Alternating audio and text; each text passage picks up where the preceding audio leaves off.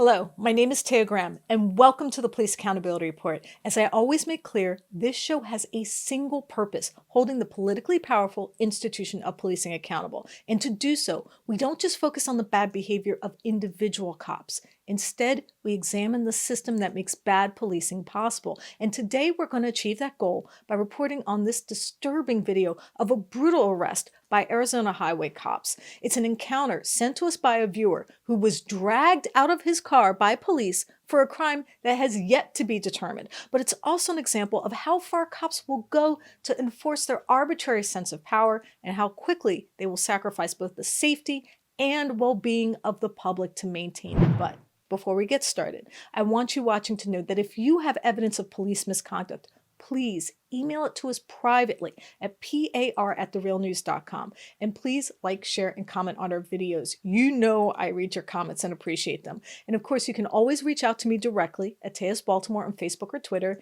And if you can, take a look at the Patreon donate link pinned below in the comments, because we do have some extras for the PAR family. All right. Now we've gotten all that out of the way. Now, as we've reported on before, policing in America is quite often focused on objectives that appear to have little to do with public safety. It's an idea that seems to be ingrained in the culture of policing, which emphasizes enforcing power over the people rather than maintaining public safety. And no police encounter could be more illustrative of this point than the video I'm going to show you now. It's a video sent to us by viewer Perry Taylor, who was pulled over by the Arizona Department of Safety Highway Patrol Division in the summer of 2021. The officer said he had been driving erratically and following too closely to another vehicle before changing lanes. However, the interaction between the cop and our viewer quickly escalates as the officer makes a seemingly odd request that would put both of them in danger. Let's watch. Hello, I'm Trooper Lawrence, Highway Patrol. The reason I'm stopping you today is for your driving behavior. My driving behavior? Yeah. I just let off the brake. Can you explain? Okay. Yeah, can you You're explain? weaving in and out. What's that? I'm weaving in and out. How am I not allowed to weave in and out like I'm just changing lanes? Yeah, he was just changing lanes. Oh, yeah, just changing lanes? Yeah. You're not racing a No. white Camaro at all? No. Can I not get around somebody to make it safe for myself? You do what? Can I not get around somebody to make it safe for myself? Can I not make distance between me and the guy beside me or next to me? Because I think maybe they're driving a little aggressive. I'm just asking. Oh, okay, so is that how you want to I'm play just today? asking. I'm No, just is that asking. how you want to play today? Okay. Because you're I'm not- copping a whole lot of attitude, so here's what we're going to do. You're going to go ahead and exit the vehicle. No, I'm not. Oh my God. Notice that the driver, Mr. Taylor, is not accused of a crime. In fact, the officer seems to have trouble articulating exactly what Mr. Taylor did that warranted the stop. But what's even more telling is how the officer escalates the encounter after he is challenged to articulate the infraction that prompted him to pull Mr. Taylor over in the first place. In fact, the minute Mr. Taylor pushes back and refuses to concede that he's broken some yet-to-be-defined law, the officer starts to increase both the intensity of his orders and the force he is willing to use to ensure compliance. But that's not where this bizarre encounter ends. Not hardly. That's because, as you can see here, the cop in question is joined by another officer, and it's at that point that they threaten Mr. Taylor with a taser and try to pull him out of his car. I'm not kidding. First, they deploy an often dangerous and sometimes lethal weapon due to a vague accusation that Mr. Taylor is driving erratically, and then, stymied by his inability to correctly present evidence that Taylor deserves anything more than a ticket, the cops resort to force. Let's watch as they threaten Taylor with a taser and then attempt to drag him from his car. Advisor, and give me your ticket. Get out of the car. Give me your ticket because your ego is bruised. Just give me your ticket. You are escalating the situation. Get out of the car. I'm asking you to give me a ticket. I'm asking you. You're not getting a You're ticket. trying to go for your arrest quota, and I'm not going to allow it to happen. Man. Get out of the car. No, don't. Get out of the car Don't. right now. Don't. Don't, Get out man. of the car. For right what? now. For what? Get out of the car. For what? I don't feel safe. You see this? I don't feel safe. Taser on him. I don't feel safe. I don't feel safe. Get out of the car, sir. Don't touch me. Don't touch me. Don't touch me. Get I'm out. getting out. Get Don't out. touch me. Don't touch me. Put the Don't phone touch down. me. You're threatening my life right now. Put So the get phone out of my down. face. Get out. Put the phone down. No, I'm not putting my phone down. No. You can leave it recording right I there. don't care. I'm trying Get- to be as... No, you're not. Listen. I asked you to give me the ticket. Get out of the car. Okay, Get out Let of the me car. get out of the Get car. out of the Let car me get now. out. Let me get out. Get out. Let me get out. Get out of. Let's remember that Taylor was pulled over on a highway with a very narrow emergency lane. And this is only made worse by the fact that one of the most dangerous and risky police activities is pulling over cars on the shoulder of high-speed highways. But that didn't stop these two law enforcement officers from engaging in the risky strategy of dragging a man, accused at worst of changing lanes too closely, from his car and onto the highway. And so before we talk to the man who endured this terrifying encounter with police, I'm joined by my reporting partner, Janis, who has been looking into the case. Stephen, thank you so much for joining me. Tay, thanks for having me. I appreciate it. So first, who are these officers and what agency do they work for? Well, they're the Arizona equivalent of state troopers. They're the Arizona Department of Public Safety Highway Patrol. They patrol state highways and state facilities. So they're basically, responsible for state traffic. So you've reached out to them. What have they said about this incident? Well, to be fair, I just sent them the videos. I sent the video to their public information officer. I asked them specific questions, really a clarification on what exactly were they accusing Mr. Taylor of and exactly what laws he had violated. And if indeed officers are allowed to extract people from cars and if that's safe. So I've asked all these questions, hopefully I'll be able to answer them in the chat. But if not, I will post my findings as soon as we get them. Stephen, we've talked continually about the idea of hegemonic policing, where cops focus on projecting power rather than public safety. Does that idea apply to this stop? Well, what's really important about this is that the idea infiltrates the thinking of the police officer. What's interesting when you watch the video is that the officer cannot stand the fact that his orders are not followed. In other words, he's sort of embraced the concept that what he says is actually law. And that's something that I think we have to understand. He has no sense that perhaps the Constitution and other laws might intercede on his orders to somebody or that his orders cannot be followed. It's not, to police is almost like antithetical. And the only way that becomes part of your persona, part of your employee psyche, is if you believe that you are enforcing a law that you can conceive of. In other words, if you can conceptualize it, then it is a law. And if you don't follow it, it's a threat to public safety. He's conflated the law and his own power, and it is scary. And now, to give us more insight into what happened during this traffic stop and how it affected him, I'm joined by the man in the video, Mr. Perry Taylor. Perry, thank you so much for joining us. You're welcome. Thank you for having me. So tell us why you were pulled over in the first place. So my my fiance, we were just running some errands. We were on the highway. We were headed northbound, and just kind of, felt like there was kind of an aggressive driver. I think he was to my right-hand side, so I kind of got around them to kind of be safe and create some distance. Maybe about a mile or two ahead of that, when I did that, we noticed, and we were at a cruising speed of 65 miles an hour on the highway here, and noticed an aggressive police officer, DPS police officer, pulled clearly weaved in and out of traffic, got right on my rear bumper, tailgated us, for lack of a better phrase. And for about maybe 10, 15 seconds, no lights, anything. Then he put them on. I knew he was looking at my plate to see if they were anything there. Of course, it's clean. I even have veteran plates. Not that I think that should get me off of anything, but I just figured, hey, come on, we're not dealing with your average Joe here. I have a nice car. It's modified. It has a little bit louder exhaust on it, so it does catch their attention, which it's not going to bother me. I'm not going to live my life in fear of a police officer because he's going to pull me over for the way my car looks or sounds. Anyway, so he pulls us over. We pull over as soon as we felt it was safe enough on the busy highway. It was pretty busy that time of the day. And he approaches, I think in the video you see on my camera was to the passenger side. And I think you heard him give his explanation of something about a Camaro or a Mustang or something behind us.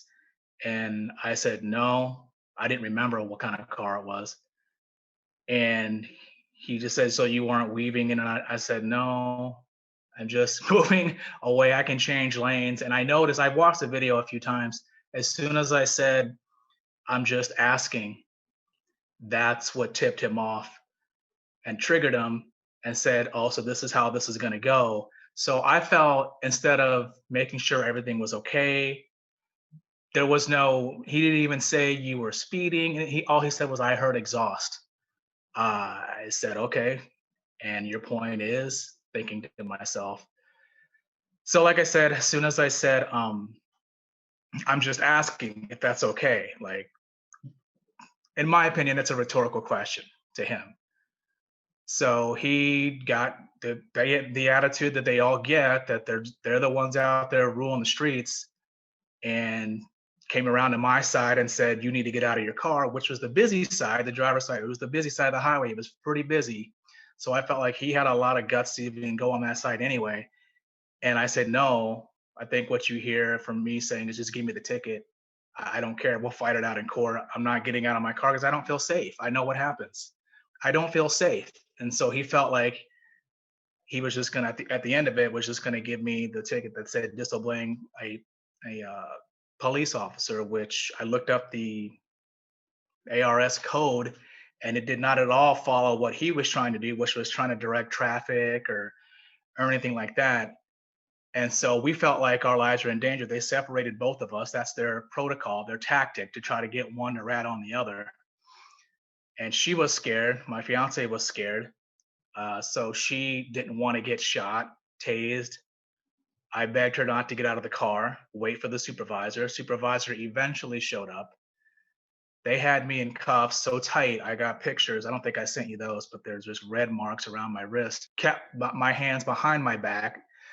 Now, before that, of course, when they threatened me with their taser. So they threatened arrest, which they're not supposed to do. They're not supposed to use their tasers, guns, unless their lives are in danger. And they threatened me to put me under arrest because I didn't want to get out of a car where I felt I was unsafe. So instead of making sure we were safe, like it says on the side of their car, protect and serve, they decided to escalate. And that's where I had the issue. So instead of making sure we were okay, and he didn't even give me a ticket for what he says he thought he saw. It was the only thing was disobeying a police officer. So he didn't take me to jail, which he knew he couldn't have anything to do with that, and let me go. Now I have not seen any of their body cam footage. If hopefully that does exist. I know we're in the discovery phase right now. I have been told from my attorney that the prosecutor he's working with is actually somebody he was a prosecutor as well, my defense attorney. They're coming up with some kind of diversion program where I don't agree with. I'm not paying my lawyer plus another fee to go to the courts and the cops just to have something maybe not go on my record where I feel when someone feels like they're getting wronged, it's probably because they're being wronged. What happened when the police first approached you? And can you describe what we see in the video? I don't remember if I rolled my window all the way down or if it was just part of the way down. Knowing me, it was probably just part of the way down, just enough to hear, and he could hear me or us. But I think he said something about, like I said before, it just was one. I heard exhaust. Were you racing some kind of a Mustang or a Camaro in the back? And I said no. And made a reference to weaving in and out of traffic.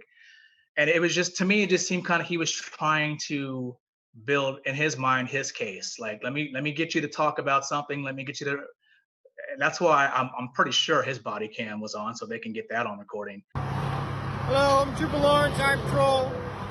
The reason I'm stopping you today is for your driving behavior. My driving behavior? Yeah. I just let off the brake. Can you explain? Okay. Yeah, can you You're explain? weaving in and out. What's that? I'm you weaving in explain? and out. How am I not allowed to weave in and out like I'm just changing lanes? Yeah, he was just changing lanes. Oh, yeah, just changing lanes? Yeah. You're not racing a No. white Camaro at all? No, No. can I not get around somebody to make it safe for myself? You do what? Can I not get around somebody to make it safe for myself? Can I not make distance between me and the guy beside me or next to me? Because I think maybe they're driving a little aggressive. I'm just asking. Oh, okay. So is that how you want to I'm play just today? asking. I'm No, just is that asking. how you want to play today? Okay, Because I'm you're not- copping a whole lot of attitude, so here's what we're going to do. You're going to go ahead and exit the vehicle. No, I'm not. And I felt like he wasn't getting the answer he wanted. And as soon as I said, well, I was just changing lanes, is that not? And you hear my fiance Ashley say the same thing. That's what we were doing. Is that not allowed? I'm just asking. That is where you see him, the switch flip. Do you feel that the officer accurately depicted your driving? I mean, didn't he accuse you of drag racing a Camaro? No, I don't. Like I said, when he immediately said when he heard exhaust. So anytime in the slightest, if any vehicle with a modified type exhaust is going to accelerate a little bit, you're going to hear a little bit of that. And again, my car, and the other part of it is I just feel opposite. This isn't the first time I've been pulled over, but I feel profiled for just being grouped into the whole. Now the type of stuff I have is normally like the younger generation would have, the car guys, and I have a lot of friends in the community and stuff. But I just felt like this was so wrong, and he was going after something. Uh, I used to work with police officers. I used to do their retirement accounts, and the stories I would hear in their retirement meetings as they reflected back on their career would make you cringe about the stories they told. And they laughed about it. And there were people's lives and public records at stake, and they thought it was a joke. And I eventually left that firm in a completely different career field now. But I'm an ex-firefighter. I'm ex-military. I'm Air Force, and I get it, the whole brotherhood. And I just feel like in the public like this, it's kind of they make it them against us, and it's not supposed to be that way. You mentioned de-escalation in the video, essentially asking him to calm down. Why do you think things got heated so quickly? Like I said, it's just part of their culture, and it's just as soon as they feel like they're questioned and they don't have an answer to come back with, they pulled you over. They have to come back with something, even if it's just them saying to you at the end of it, "I'm just giving you a warning." They want to let you know that they're in charge and you're free to go because of them. But in this case, he knew he wasn't dealing with your average person who he typically pulls over, and he didn't like the way that and that's fine. You don't have to like it, but you're supposed to de-escalate and be a lot more. Our tax dollars that are being pulled from our paychecks are paying for you. It's just appalling to when you think about it, and when you break it down like that, it's like I'm paying you so you can harass me. I wasn't as if I just was leaving the scene of robbing a bank or setting a house on fire or beating somebody up or assaulting somebody. That's different. I totally support police in that type of scenario. If I could help, I would in those type of situations. But for them to be patrolling and just preying on people on the streets to get their arrest quota to generate revenue, I can go on, but it really just burns. It makes my blood boil. And this particular time, I was not going to let go. So, one aspect of this case that really struck me is how it provides a perfect illustration of the divide between what law enforcement in this country purports to be and what it actually is. So, what do I mean? Well, I'm sure most police partisans would explain the bizarre behavior of this cop as just another example of an officer trying to maintain public safety, that his seemingly disproportionate overreach was simply an example of cops trying to keep the streets and us safe. But does that really hold up under scrutiny? Does aggressively policing highways with illusory accusations of erratic driving actually keep us safer? And does the underlying imperative, highway safety, really justify the behavior of the officers we saw in the video?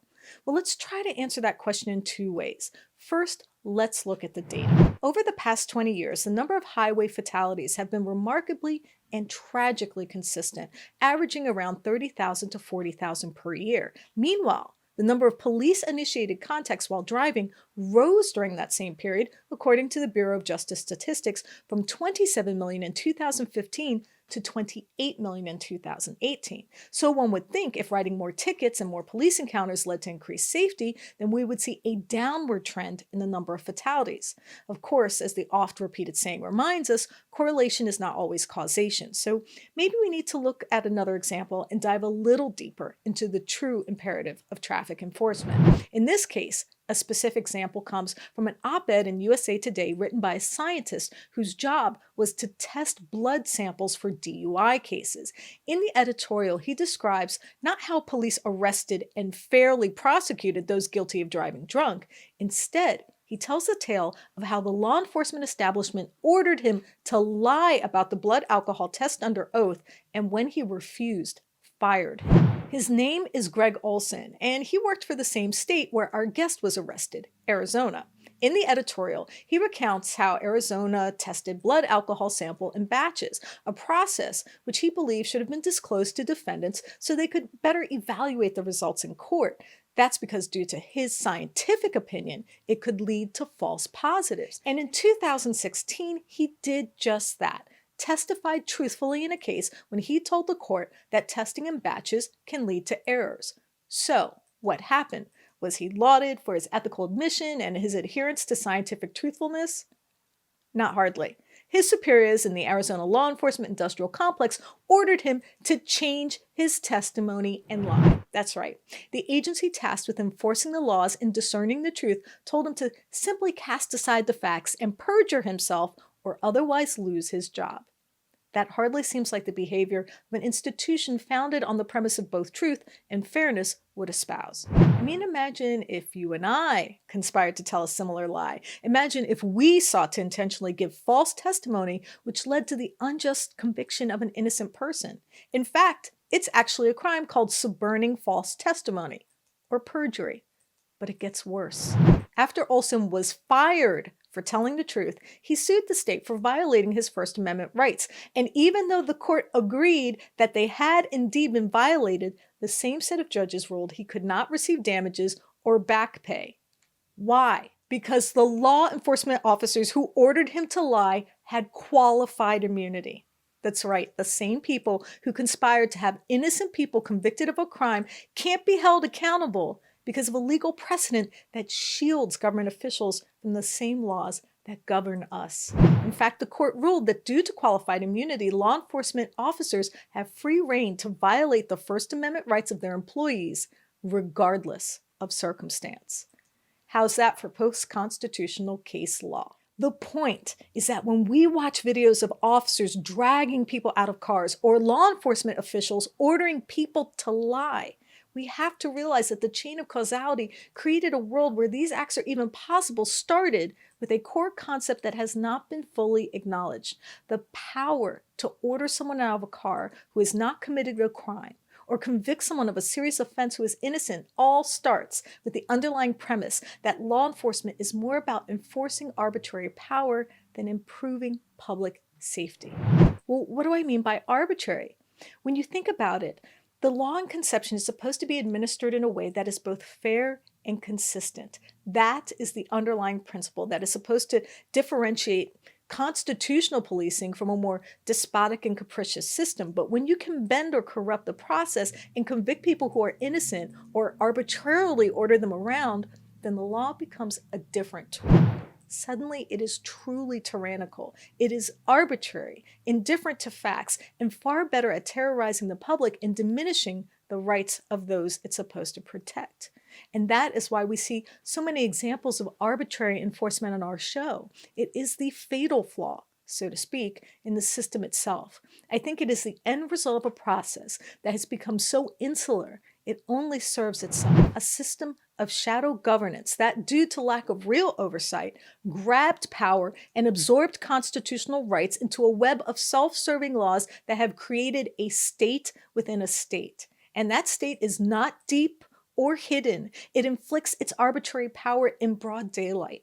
Its overreach and abuse is captured in videos and cell phone cameras by auditors and cop watchers and citizens across the country. It is, put simply, the most brazen and obvious expression of the true anti-democratic impulses of the uber elite. The powers that be empowering cops to ensure that we won't or can't fight back. Well, at least here on this show, we certainly won't stop reporting on and revealing what they do, and more importantly, why they do it. I want to thank Mr. Perry Taylor for speaking with us today and sharing his experience. Thank you, Mr. Taylor. And of course, I want to thank intrepid reporter Stephen Janis for his writing, research, and editing on this piece. Thank you, Stephen. Taya, thanks for having me. I appreciate it. And of course, I want to thank friend of the show, Noli D, for her support. Thanks, Noli D, and a special thank you to our Patreons. We really appreciate you. And I want you watching to know that if you have evidence of police misconduct or brutality, please share it with us and we might be able to investigate for you. Please reach out to us. You can email us tips privately at par@therealnews.com and share your evidence of police misconduct. You can also message us at Police Accountability Report on Facebook or Instagram, or at Eyes on Police on Twitter. And of course, you can always message me directly at Taya's Baltimore on Twitter or Facebook. And please like and comment. You know I read your comments and appreciate them, and I try to answer your questions whenever I can. And we do have a Patreon link pinned in the comments below, so if you do feel inspired to donate, and you can, please do. We don't run ads or take corporate dollars, so anything you can spare is greatly appreciated. My name is Taya Graham, and I am your host of the Police Accountability Report. Please be safe out there.